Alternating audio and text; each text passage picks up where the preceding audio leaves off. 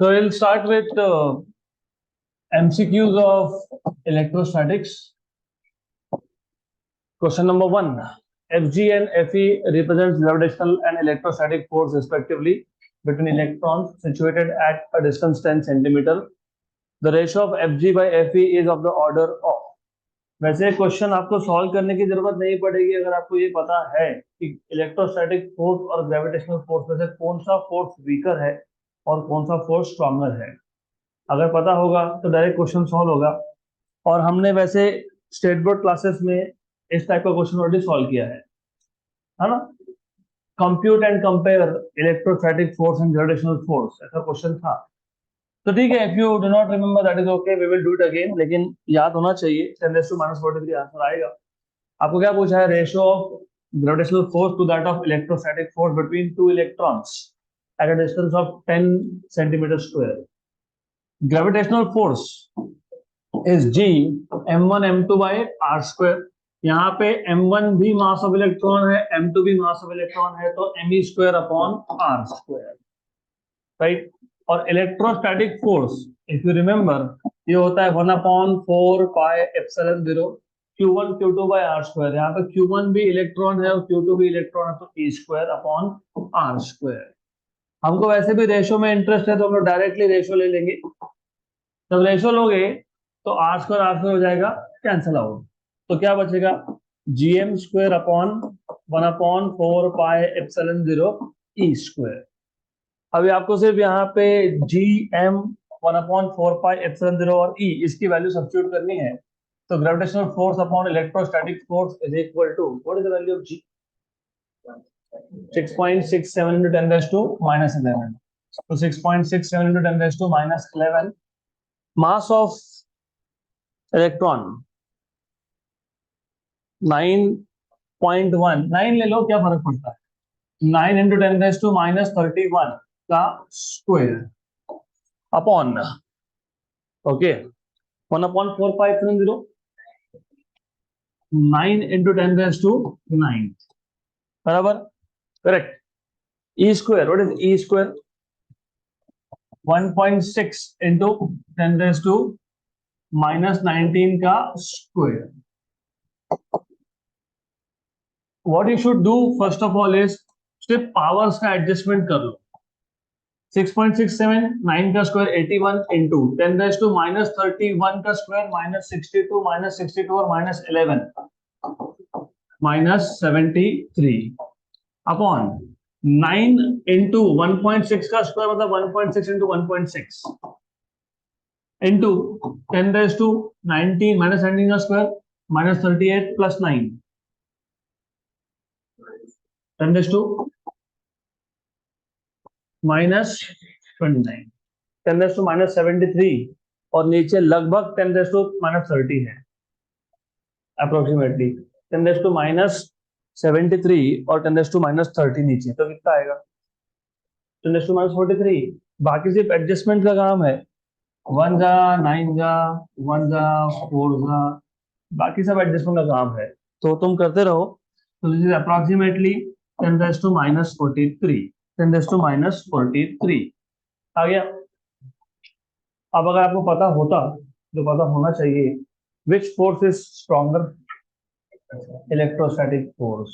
तो gravitational force is weaker than electrostatic. तो जब gravitational force upon electrostatic force निकालोगे तो छोटे नंबर को बड़े नंबर से डिवाइड कर रहे हो, तो 10 का पावर नेगेटिव आएगा। एक ही आंसर था 10 का पावर नेगेटिव, बाकी 10 का पावर पॉजिटिव था। हो गया, डन, खत्म। अगला क्वेश्चन,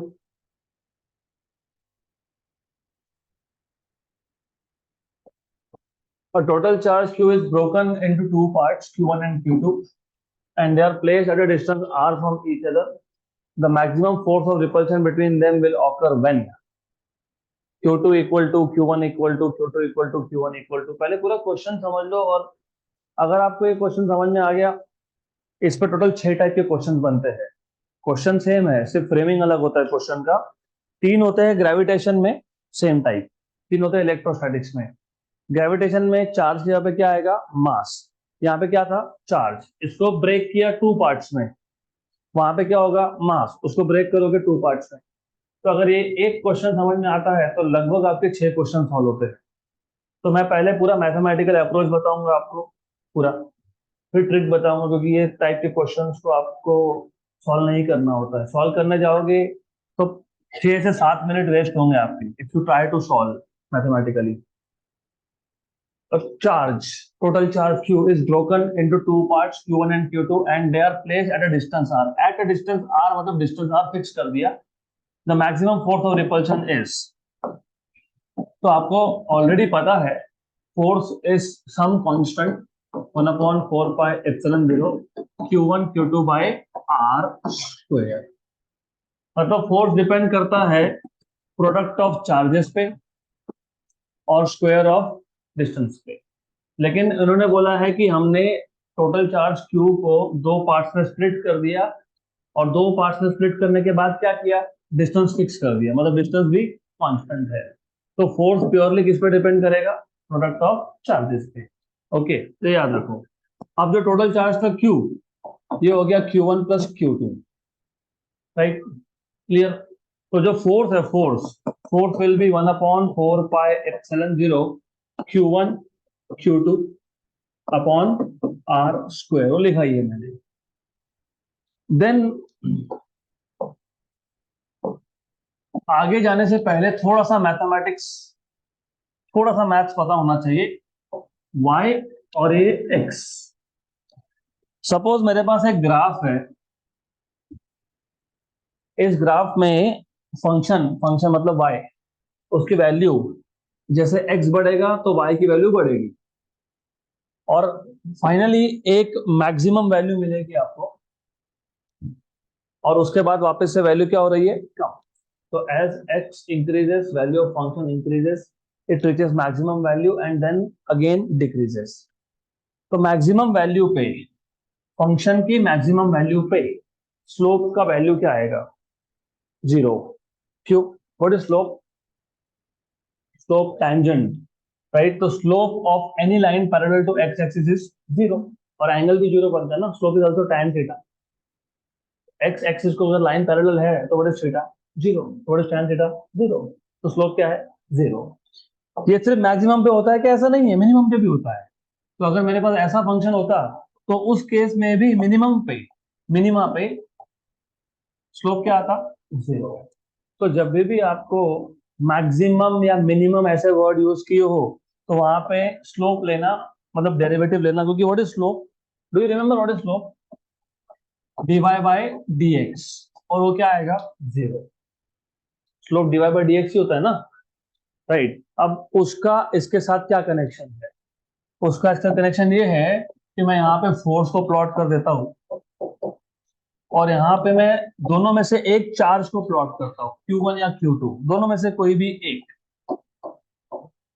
तो मैक्सिमा पे df बाई dq1 क्या आना चाहिए, 0। क्लियर। आप बोलोगे चार्ज क्यों प्लॉट किया, डिस्टेंस क्यों नहीं प्लॉट किया, एट डिस्टेंस r, मतलब डिस्टेंस को क्या कर दिया था, फिक्स। तो जो वेरिएबल नहीं है उसको मैं कैसे प्लॉट करूंगा, यहाँ पे तुम जब x या y एक्सिस पे कोई भी एक वेरिएबल प्लॉट करते हो, कांस्टेंट नहीं प्लॉट करते हम लोग, वेरिएबल है वो। तो डिस्टेंस क्या है, कांस्टेंट, तो प्लॉट कर सकते हैं कि हम लोग, नहीं।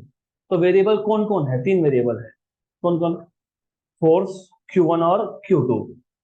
मैंने क्या प्लॉट किया, Q1, करेक्ट। Q2 भी कर सकते थे, हमारे ऊपर होता है Q1 करना है कि Q2 करना है, वो दैट डिपेंड्स ऑन अस। अब ऐसा क्यों हुआ वो भी समझ लो। फॉर एग्जाम्पल, सपोज मेरे पास टोटल चार्ज 10 कूलम का है, मैंने सपोज Q1 की वैल्यू 1 कर दी, तो Q2 कितना होगा, 9 कूलम। अगर मैंने Q1 की वैल्यू 2 कर दी तो Q2 कितना होगा, 8 कूलम। मतलब ये है कि Q1 की वैल्यू वेरिएबल है तो Q2 भी वेरिएबल है। सिर्फ कांस्टेंट कौन है, टोटल चार्ज। टोटल चार्ज कितना था, कैपिटल Q। तो प्रॉब्लम ये आ गया कि तुमने बोल तो दिया, थोड़ा मैथमेटिकली समझो इस चीज को, तुमने बोल दिया कि फंक्शन की मैक्सिमम वैल्यू पे derivative will be 0, derivative of function with respect to Q1 is 0। लेकिन Q1 के अलावा Q2 भी वेरिएबल है। हमारे पास एक्सिस एक बचा, क्योंकि हमने एक एक्सिस पे क्या प्लॉट कर दिया है, फोर्स। तो हमारे पास कौन सा एक्सिस फ्री है, सिर्फ एक्स एक्सिस। तो वहां पे मैं दो में से एक ही वेरिएबल प्लॉट कर सकता हूँ ना, या Q1 या Q2। हमने Q1 प्लॉट कर दिया, तो फिर Q2 का क्या करेंगे, तो Q2 का क्या करेंगे वो देख लो यहाँ से। What is Q2 from here? Q minus Q1। इसको इक्वेशन नंबर 1 में सब्स्टिट्यूट कर देंगे, तो फोर्स क्या बन जाएगा, 1/4πε0 Q1 into Q2। But what is Q2? Q minus Q1 by R square. मतलब बेसिकली सेकेंड वेरिएबल Q2 वो मैं प्लॉट नहीं कर सकता हूं, तो मैंने इक्वेशन से हटा दिया। अब ठीक, टोटल चार्ज कैपिटल Q क्या है, कांस्टेंट। 1/4πε0 क्या है, कांस्टेंट। आर स्क्वायर क्या है, कांस्टेंट। तो इस इक्वेशन में वेरिएबल कौन कौन है, फोर्स एंड Q1, हम वही प्लॉट कर रहे हैं। और मैक्सिमम वैल्यू पे, फोर्स के मैक्सिमम वैल्यू पे बोला है ना, the maximum force of repulsion, force के मैक्सिमम वैल्यू पे डेरिवेटिव क्या आया, जीरो। तो dF/dQ1 क्या आया, जीरो। तो फिर डेरिवेटिव लो, तो dF/dQ1 मतलब फोर्स का डेरिवेटिव लो, तो dQ1 what is force, 1/4πε0 Q1 Q minus Q1 upon r square, correct. और ये क्या होना चाहिए, जीरो होना चाहिए। और 1/4πε0 आर स्क्वायर क्या है, कांस्टेंट है। और कांस्टेंट डेरिवेटिव के कहाँ लिखते हो, बाहर लिखते हो। तो अंदर कौन बचा, कौन बचा, Q1 into Q minus Q1 square, correct. यहां तक क्लियर। ये सब लेफ्ट हैंड साइड में शिफ्ट करें तो क्या बन जाएगा, जीरो। क्या हो जाएगा, जीरो। जीरो होगा ना, पक्का पक्का, यस। तो zero equal to derivative of Q1 into Q minus derivative of Q1 square. मतलब मैंने यहाँ पे डेरिवेटिव्स को भी सेपरेट कर लिया, दो डेरिवेटिव कर लिए। Q1 और Q में से कौन कांस्टेंट है, Q। तो Q outside, dQ1 dQ1। What is derivative of x square with respect to x, 2x। तो what is derivative of Q1 square with respect to Q1, 2Q1। और dQ1 क्या हो गया, कैंसल। तो zero equal to Q minus 2Q1। तो 2Q1 equal to क्या आ गया, Q। तो व्हाट इज Q1, Q/2, बराबर ना, सही है। अगर Q1 Q/2 है तो Q2 कितना है, Q/2, because Q2 is Q minus Q1, तो ये आ जाएगा Q/2। तो दो चार्जेस में फोर्स मैक्सिमम कब होगा, जब आप उन दोनों चार्जेस को इक्वली स्प्लिट करोगे, लेकिन उसमें कंडीशन है डिस्टेंस शुड बी कांस्टेंट। तो देखो आंसर कौन सा है, option number D, Q/2 and Q/2। अरे वेट वेट वेट, मैंने बोला ना दो मेथड बताऊंगा, मुझे मेथड 1 है, मेथड 2 में कुछ करना ही नहीं है, basically it just comes from logic. तो method 2, as I told you कि डिस्टेंस अगर कांस्टेंट है तो फोर्स किस पे डिपेंड करेगा, प्रोडक्ट ऑफ चार्जेस, क्योंकि डिस्टेंस कांस्टेंट हो गया। अब मेरे पास अगर कैपिटल Q चार्ज, कोई भी एक वैल्यू बताओ, लेट अस टेक 8 कूलम, चलो 8 कूलम।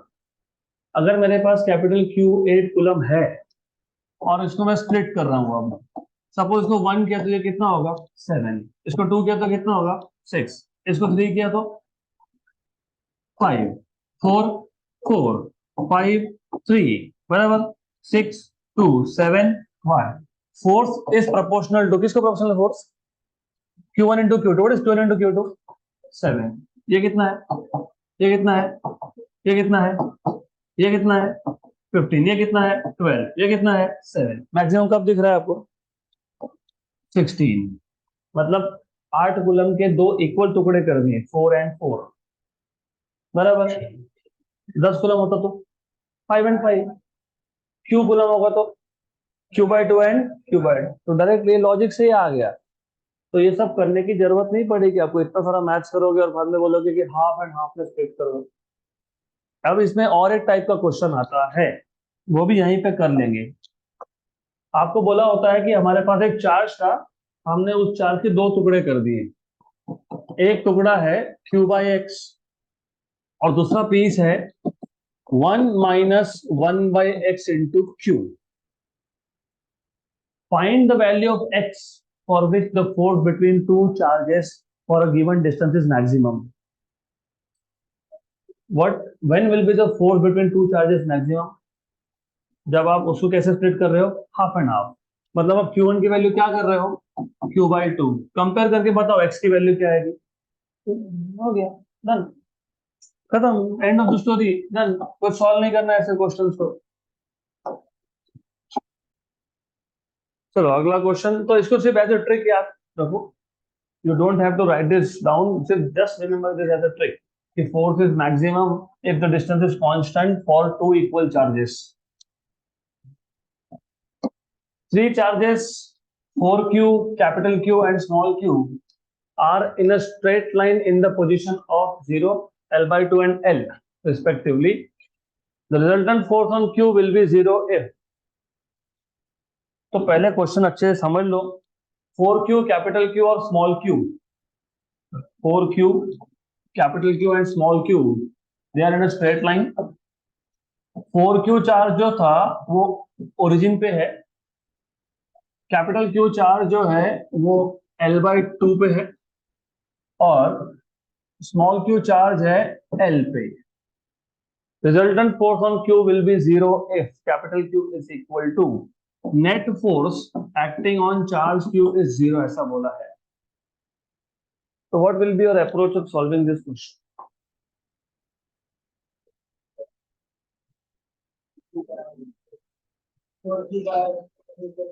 हम्म, ओके ओके, बेसिकली थोड़ा सा इसको दो तीन मेथड से सॉल्व कर सकते हो आप। एक काम करते हैं, इसको चार्ज 1 बोल देते हैं, Q1, इसको चार्ज Q2 बोल देते हैं, इसको चार्ज Q3 बोल देते हैं। Net force on Q3 zero होना मतलब, Q3 पे पहले तो बताओ Q3 पे कौन कौन फोर्स लगाएगा, Q1 एंड Q2, करेक्ट। तो the idea here is net force on Q3 vector form में क्या था, याद है क्या? Net force on Q3 is force on Q3 due to, अरे, three due three due to one and three due to two, ऐसे ही है ना। What is force on third charge? It is force on third due to first and force on third due to second. ये जीरो होना, ये जीरो हो गया, तो force on three due to one plus force on three due to two, इसका मतलब क्या आ गया, force on three due to one is minus of force on three due to two. यही मतलब होता है ना इसका। इसमें से एक को शिफ्ट कर दिया, तो force on three due to one is minus force on three due to two. What is force on three due to one? 1/4 pi epsilon 0 Q3 Q1 upon R13 square minus 1/4 pi epsilon 0 Q3 Q2 upon R23 square। Correct है क्या? बराबर है। 1/4 pi epsilon 0 cancel, Q3 cancel. What is charge Q1? Charge Q1 कितना है, 4q। What is distance between 1 and 3?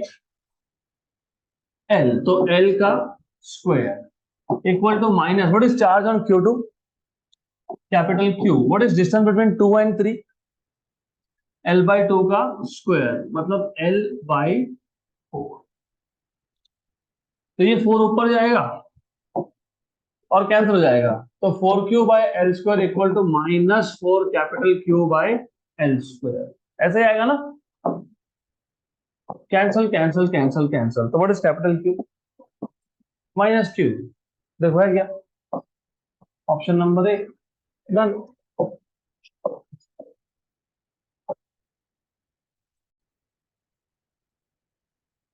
Next question,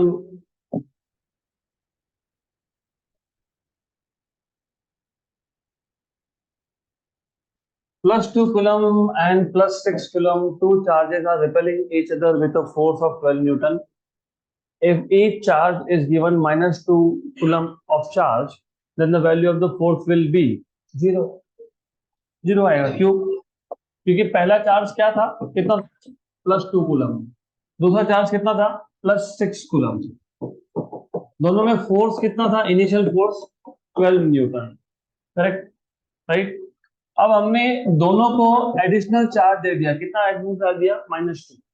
तो पहले पे 2 था, 2 माइनस 2 कितना हो गया? 0। ये कितना हो गया? ये कितना भी हो, क्या फर्क पड़ता है? कितना हो गया? 6 माइनस 2 मतलब कितना? 4। What is the new force? अरे new force is proportional to product of charges. ऐसे ही होता है कि नहीं? ऐसे होता है ना? ऐसे होता है ना? ऐसा होता है कि नहीं? तो दोनों में से एक चार्ज जीरो होना मतलब फोर्स क्या होना? फोर्स क्या होना? जीरो। तो zero. Option number D. Done.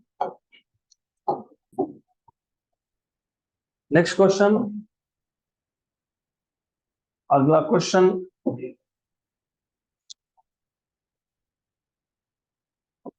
dielectric constant of pure water is 81. Its permittivity will be, dielectric constant of pure water is 81. Its permittivity will be, simple question है. Do you remember permittivity was K into epsilon 0? हमने derive किया था ये, मैंने बताया भी था 1/4 pi epsilon. और वही एप्सिलॉन क्या होता है? एप्सिलॉन 0 के। डू यू रिमेम्बर कहाँ पे देखा था हमने? Coulomb force between two charges when they are in vacuum and when they are in medium। हमने दोनों का फॉर्मूला लिखा था और हमने दोनों को डिवाइड किया था। फिर वो जो रेशो आता है, कौन सा रेशो? एप्सिलॉन अपॉन एप्सिलॉन 0 को क्या बोलते हो? Dielectric constant. के की वैल्यू कितनी है? 81। अभी इसके लिए एप्सिलॉन 0 की वैल्यू पता होनी चाहिए। 8.82 इंटू 10⁻⁻12 बराबर। हो गया खत्म। व्हाट इज 8 8 जा 64? ये 80 है। 88 जा 640। लेकिन ये 81 है और ये 8 से बड़ा है, तो 700 के आसपास। तो 700 के आसपास आ गया। 712 इंटू 10⁻⁻12 मतलब कितना आ गया? 7.12 इंटू 10⁻⁻10। हो गया खत्म। ऑप्शन नहीं।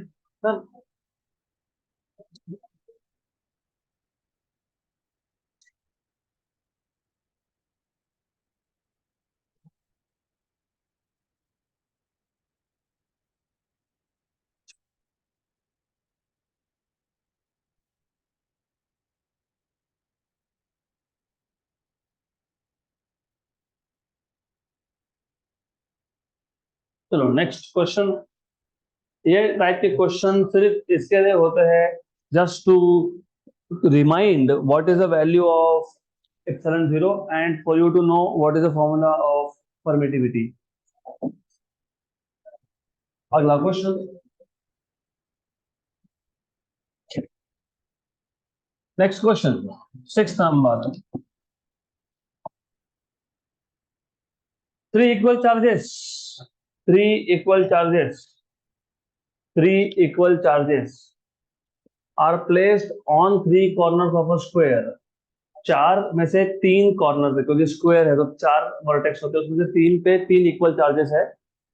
If the force between Q1 and Q2 is F12 and that between Q1 and Q3 is F13, the ratio of magnitudes F12 by F13 is। तो क्वेश्चन तो सिंपल है, provided you know basic formulas of forces। तो you have square, यहाँ पे F12 F13 ठीक है। I'll call this as 1। तो एक काम करेंगे, इसको बोल देंगे 1 2 3 and 4। force between 1 and 2, force between 1 and 2। what is the direction of force between 1 and 2? या फिर आपको रेशियो चाहिए ना? ठीक है, रेशियो चाहिए तो फिर क्या, डज नॉट मैटर। अगर ये L है, इफ द साइड ऑफ, मतलब साइड लेंथ इज L, तो ये L तो ये भी L, तो ये कितना? √2L। √2L ना? √2L। चार्जेस सेम थे क्या? चार्जेस सेम थे। What is the formula for force? Proportionality बताओ। Product of charges Q into Q dash upon r square. ऐसे होता है ना? चार्जेस सेम है क्या? चार्जेस थ्री इक्वल चार्जेस बोला है ना? बोला ना वैसा? तो प्रोडक्ट ऑफ चार्जेस क्या हो जाएगा? प्रोडक्ट ऑफ चार्जेस क्या हो जाएगा? तुमको उठाओ, कोई नीचे से उठाओ। प्रोडक्ट ऑफ चार्जेस क्या होगा? प्रोडक्ट ऑफ चार्जेस क्या होगा? कांस्टेंट। क्यों कांस्टेंट? क्योंकि चार्जेस तीनों के तीनों कॉर्नर पे सेम है। चार में से तीन कॉर्नर पे चार्जेस है और तीनों सेम है। मतलब force is only proportional to distance का स्क्वायर, 1 अपॉन डिस्टेंस स्क्वायर। और आपको रेशो किसका पूछा है? किसका पूछा है? F12 bye F13। ओके, ये आ जाएगा R13 अपॉन R12 का square. What is distance between 1 and 3? √2L। तो √2L। और what is distance between 1 and 2? L। इसका square, L L cancel. What is √2 का स्क्वायर? √2 का स्क्वायर 2 होता है ना, तो आंसर 2 आएगा, option number B.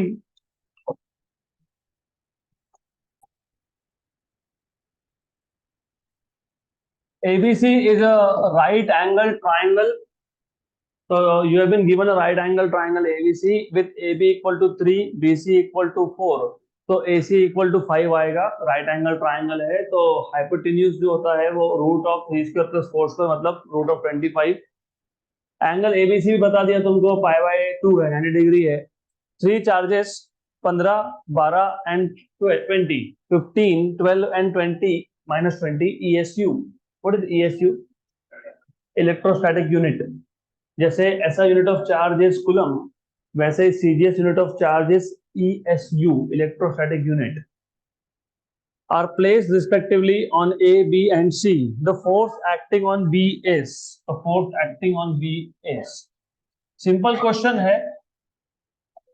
Question is sorry simple. तो you have been given right angle triangle. A पे 15 कूलम, यहाँ पे 12 कूलम, 12 है ना? यस। और सी पे हाउ मच? कितना? कितना? -20। यहाँ पे +15, यहाँ पे +12, और ये प्लस और माइनस इंपॉर्टेंट है because that will tell you the direction of force. -20। आपको क्या बोला है? The net force acting on B is. तो पहले तो ये बता दो कि बी पे कौन कौन फोर्स लगाएगा। कौन कौन लगाएगा? Force on B will be force on B due to A and force on B due to C. Correct. Vector notation में ऐसा ही लिखते हैं, उसको प्लस लिखते हैं। Force on B, force on B due to A, direction क्या होगा? डायरेक्शन क्या होगा? डायरेक्शन, अरे अवे मतलब ए से बी की बी से ए से बी, क्योंकि फोर्स बी एक्सपीरियंस कर रहा है और फोर्स ए लगा रहा है, तो रिपल्शन है वहां पे, रिपल्शन। तो force on B due to A,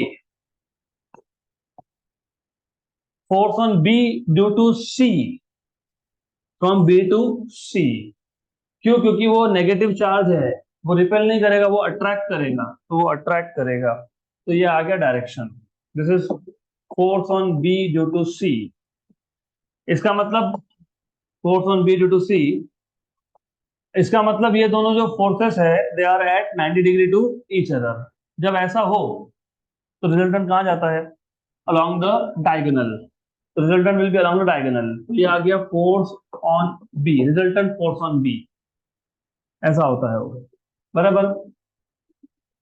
और अगर दोनों फोर्सेस परपेंडिकुलर ही हो तो हाइपोटेन्यूज, रिजल्टेंट इज हाइपोटेन्यूज। याद है क्या? तो बताओ, तो what is the magnitude of resultant? Under root of first vector square plus second vector square. यहाँ पे वेक्टर मतलब forces. What is the formula of force? What is force on B due to A? 1/4πε0 नहीं लिख सकते, electrostatic unit है, तो जो constant होता है वो 1 होता है। यहाँ पे CGS यूनिट में 1/4πε0 नहीं होता, वहां पे होता है 1। कांस्टेंट ऑफ प्रोपोर्शनलिटी वहां पे आता है 1। मैंने इसलिए आपको तब बताया था कि अगर ये नहीं पता होगा तो क्वेश्चन सॉल्व नहीं होगा। थ्योरी बताते हुए मैंने बताया था आपको, you need to remember which system you are using. तो यहाँ पे आएगा QB QA बाय RBA²। Okay, right. तो कैलकुलेट कर लेते हैं। What is the value of Q B? Q B की वैल्यू कितनी है? कितना है? मुझे 12 दिख रहा है, 12 है क्या? यस। क्यू ए का वैल्यू कितना है? कितना है? 15 है। और डिस्टेंस ए और बी का कितना दिया था? दिया है, कितना दिया है? 3। और ये कितना है? 4। और ये कितना है? 5। सब सेंटीमीटर में, it is all in centimetre. तो किसका स्क्वायर लिखेंगे यहाँ पे? 3 का स्क्वायर। नहीं, डाइंस में आंसर भी सीडीएस में है, तो you don't have to convert. Okay, बराबर। 3 स्क्वायर मतलब 9, मतलब 3 into 3। तो 3 वन जा और 3 5 जा, 3 वन जा एंड 3 4 जा, 5 into 4 is 20। What is force on B due to C? Charge on B, charge on C upon distance between B and C का square. What is force? What is charge at B? कितना है B पे charge? 12। C पे कितना है? कितना है? -20। Distance कितना है B और C में? कितना है? 4। 4 है ना? तो 4 का स्क्वायर, 1 जा, 5 जा, 1 जा, 3 जा। तो what is force on B due to C?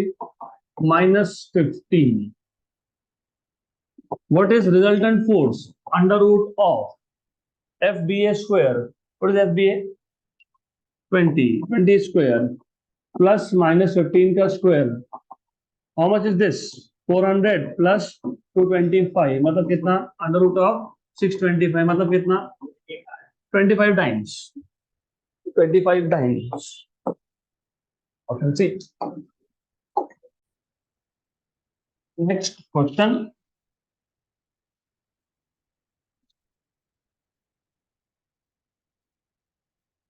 Next question. So we are solving questions only on Coulomb's law, electric field और जो डाइपोल के आएंगे वो।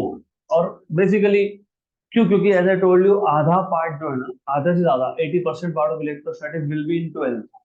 तो जब आप 12th का इलेक्ट्रोस्टैटिक्स स्टार्ट करोगे तो उसमें पोटेंशियल, पोटेंशियल एनर्जी, ये सारे कॉन्सेप्ट आएंगे। तो तब वो लेवल के क्वेश्चन सॉल्व करने के लिए पहले ये पता होना चाहिए। अब तक हम लोग सिर्फ इलेक्ट्रोस्टैटिक के टोटल 15 से 20 टॉपिक में से सिर्फ 3 या 4 टॉपिक पे ही क्वेश्चन कवर करने वाले हैं। Remaining part will come in 12th। ये पता होना कंपलसरी है if you want to solve those level questions. Next question, question number 8। Two spheres having plus q and minus q charge are kept at a certain distance. दो spear थे, एक पे plus Q charge है, एक पे minus Q charge है। They are kept at certain distance. F force acts between them if in the middle of the two sphere, दोनों spear के सेंटर पे। अभी तुम अगर दो स्पीयर का डिस्टेंस r ले रहे हो तो r/2 पे, अगर आप 2r ले रहे हो तो r पे, वो आपके ऊपर होता है। डिस्टेंस आपको इनिशियल डिस्टेंस r लेना है कि 2r लेना है, वो आपके ऊपर है।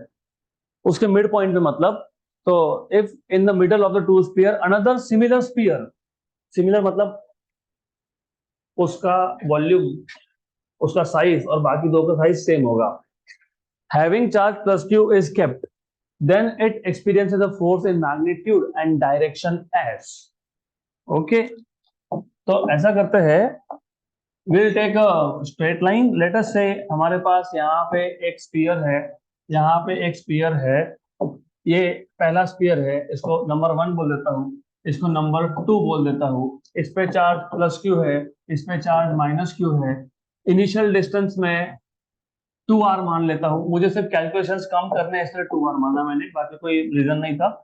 इसके मिड पॉइंट पे, सेंटर पे एक तीसरा ही चार्ज रख दिया, प्लस क्यू। राइट, ये डिस्टेंस बन गया r, मतलब 1 और 3 में डिस्टेंस है r, और 2 और 3 में भी डिस्टेंस है r। हफक आपको पूछा है जो प्लस क्यू चार्ज है ना, चार्ज नंबर 3, उस पे फोर्स का मैग्नीट्यूड एंड डायरेक्शन क्या होगा। अब सबसे पहले force on 3 will be due to, force on 3 will be due to 1 and due to 2। ये जो मिडल पे चार्ज रखा है इसको पहला भी फोर्स लगाएगा, दूसरा भी लगाएगा। डायरेक्शन बताओ। Third, force on 3 due to 1, direction बताओ जल्दी। ऐसा ऐसा होना चाहिए, 1 to 3 मतलब left to right. What is force on 3 due to 2 का डायरेक्शन? 3 ड्यू टू मतलब लेफ्ट टू राइट, बराबर, मतलब towards charge minus Q, towards charge minus Q, दिख रहा है? सही, खत्म हो गया आंसर, बिना सॉल्व किए आ गया। हाँ, हम सॉल्व करेंगे of course, but this is what I expect from you कि तुम पूरा क्वेश्चन पहले पढ़ रहे हो, उसको इमेजिन कर रहे हो, और बहुत बार ऐसा होगा कि एक ही ऑप्शन आएगा, तो जो कॉम्पिटिटिव एग्जाम के लिए रिक्वायर्ड है ट्रिक्स, वो तुमको डेवलप करने हैं। हमारे यहाँ पे एम ये नहीं है कि हम 50, 100, 200 क्वेश्चन सॉल्व करें। The aim is to understand such things. अब हम लोग सॉल्व भी करेंगे उसको।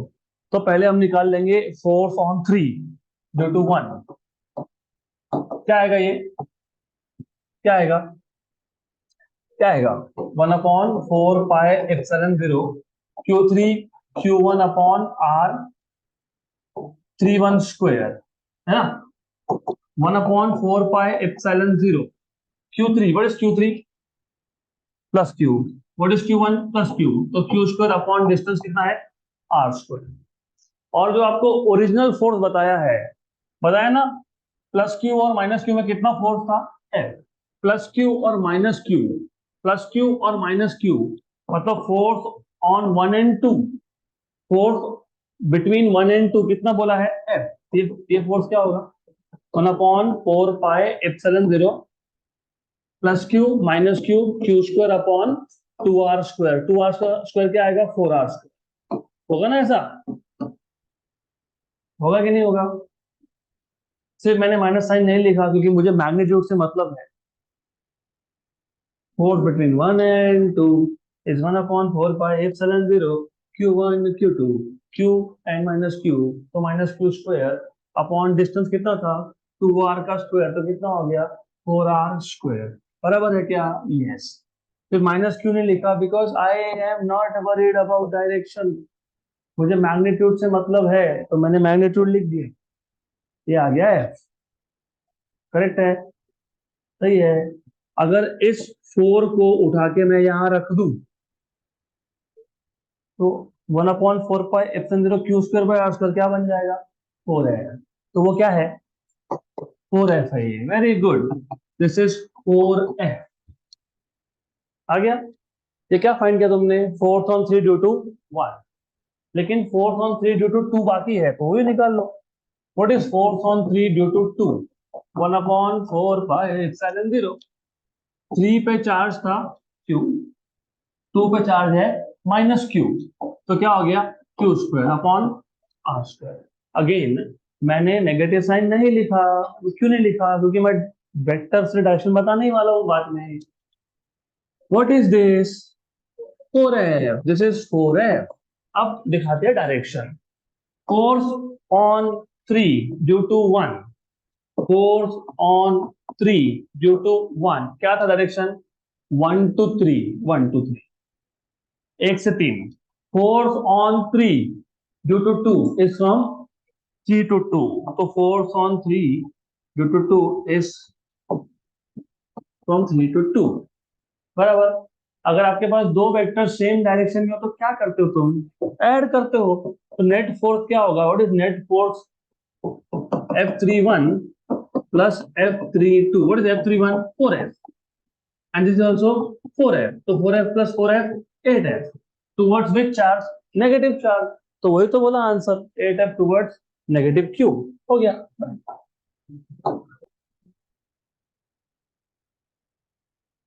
Next question.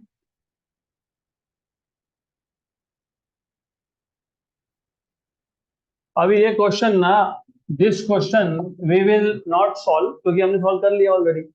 क्या बोला है? A charge two is divided into two parts of small q and capital Q minus small q. If the Coulomb repulsion between them when they are separated is to be maximum, ratio of capital Q by small q is, अभी हमने देखा था force maximum होने के लिए Q1 और Q2 की value क्या होनी चाहिए? टोटल का हाफ, मतलब Q/2 होना चाहिए ना, ऐसा पक्का होना चाहिए ना? हो गया फिर question, what is capital Q by small q? 2, तो 2 है ना आंसर में, हो गया। वहां से भी आएगा, यहां से भी आएगा, दिस शुड बी Q/2, यहां से भी आता है। तो capital Q minus Q/2 equal to small Q, तो Q/2 equal to small Q, तो यहां से भी वही आ गया 2, खत्म। Option number A. तो कुछ करना ही नहीं था, हमने क्वेश्चन नंबर 2 में ही देखा, और मैं तभी बताया था कि ये क्वेश्चन तीन टाइप से पूछते हैं। एक जो वो टाइप था, दूसरा मैंने बोला था कि बोलेंगे Q1 equal to Q/X, find the value of X, कितना था 2, तीसरा ये 1।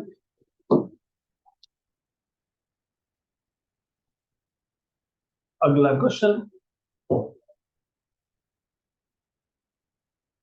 Next question,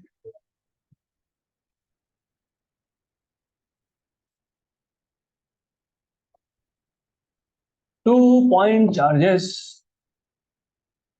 2 point charges plus 3 microcoulomb and plus 8 microcoulomb repel each other with a force of 40 Newton.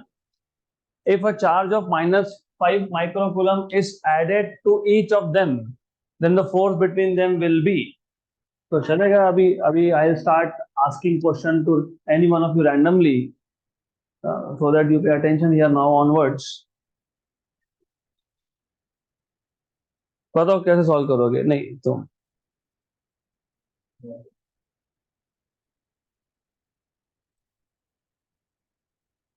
Simple है।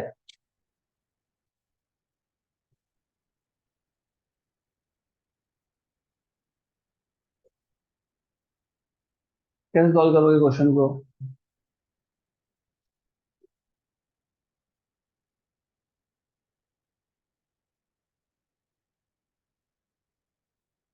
ट्राई नहीं करोगे तो कहाँ से होगा?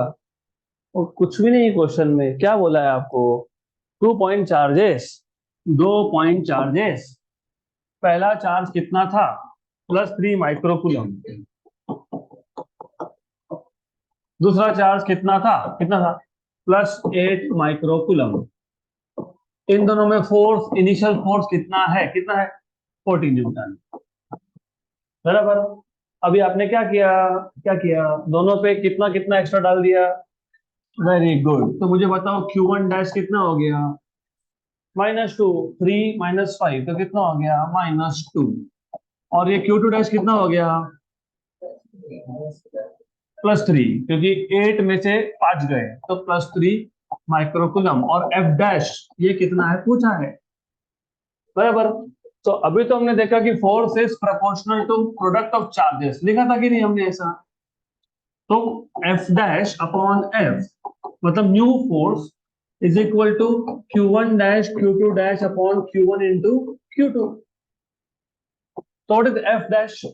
What is F dash? Q1 dash Q2 dash upon Q1 Q2 into F. What is Q1 dash? -2 micro, ये भी micro में, ये भी माइक्रो में, ये भी माइक्रो में, ये भी माइक्रो में, माइक्रो माइक्रो कैंसिल हो जाएगा, तो डोंट वरी अबाउट माइक्रो, 10⁻⁶ वो कैंसिल ही हो रहा है वैसे भी, तो -2। What is Q2 dash? +3। What is Q1? 3। What is Q2? 8। What is F? 40। बराबर। कैंसल कैंसल, 1 जा 4 जा, 40/4 इज 10, तो कितना? -10, तो -10, ऑप्शन नंबर ए।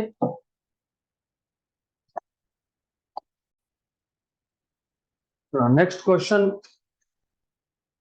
अगला सवाल, पुढचा प्रश्न, ऐसा वो मुंबई लोकल में अनाउंसमेंट होता है। नेक्स्ट स्टेशन बांद्रा, अगला स्टेशन बांद्रा, पुढचा station Vandre. Next question, question 11। तो फटाफट फटाफट ये क्वेश्चन सॉल्व करते हैं, then we will stop after this question.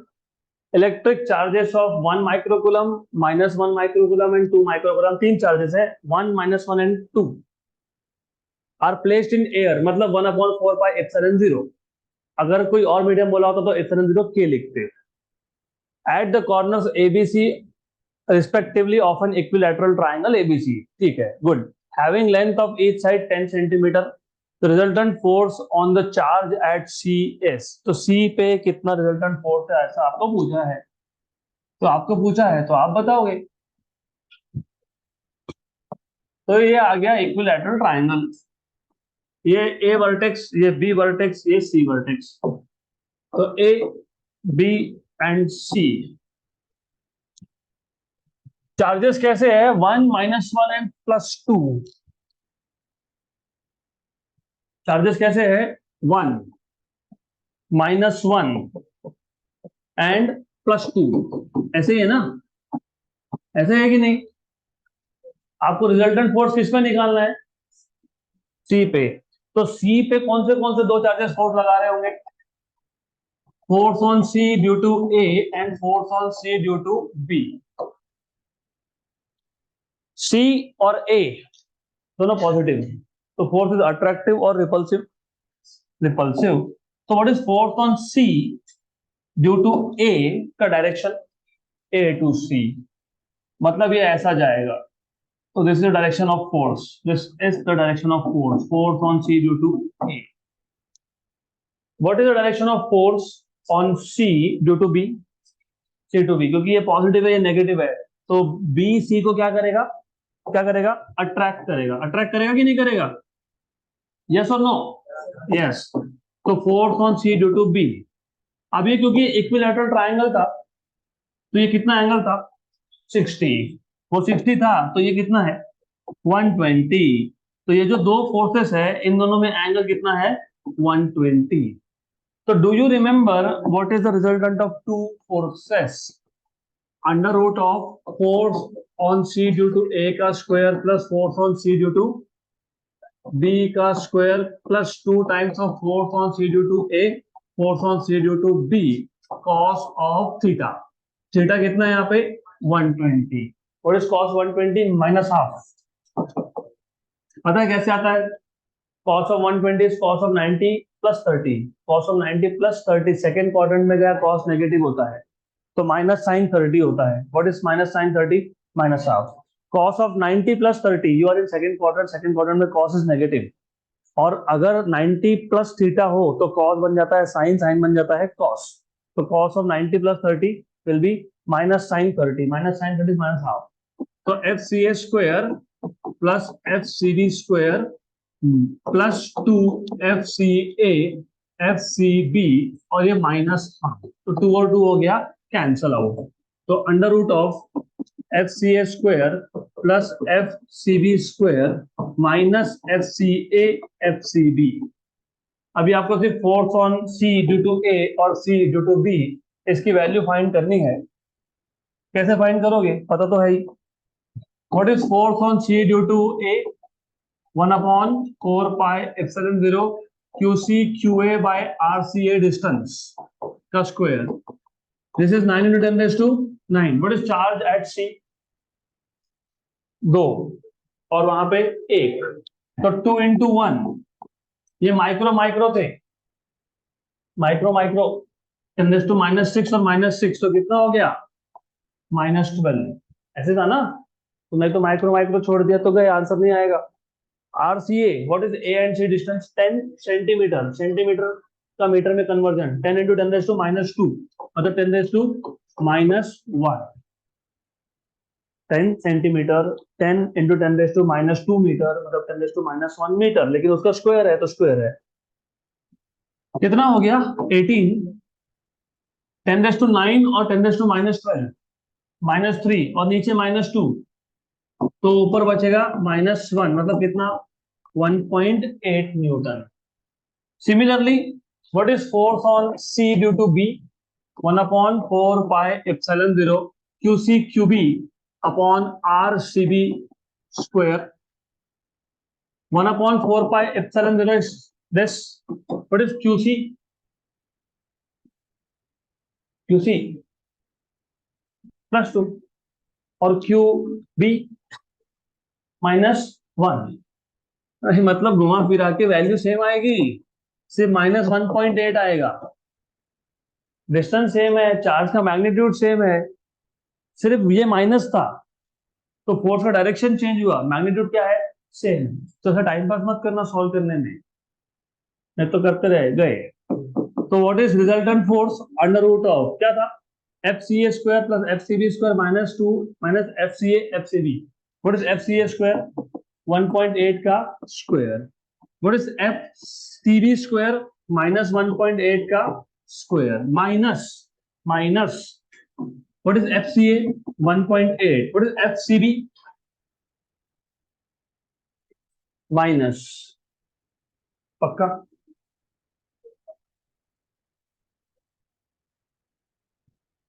Yes or no?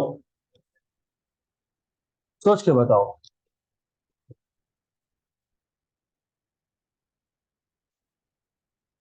नहीं, स्क्वायर तो ठीक है, वो नहीं, मैं ये पूछ रहा हूँ, ये माइनस लिखोगे कि प्लस लिखोगे? That is what I am asking you.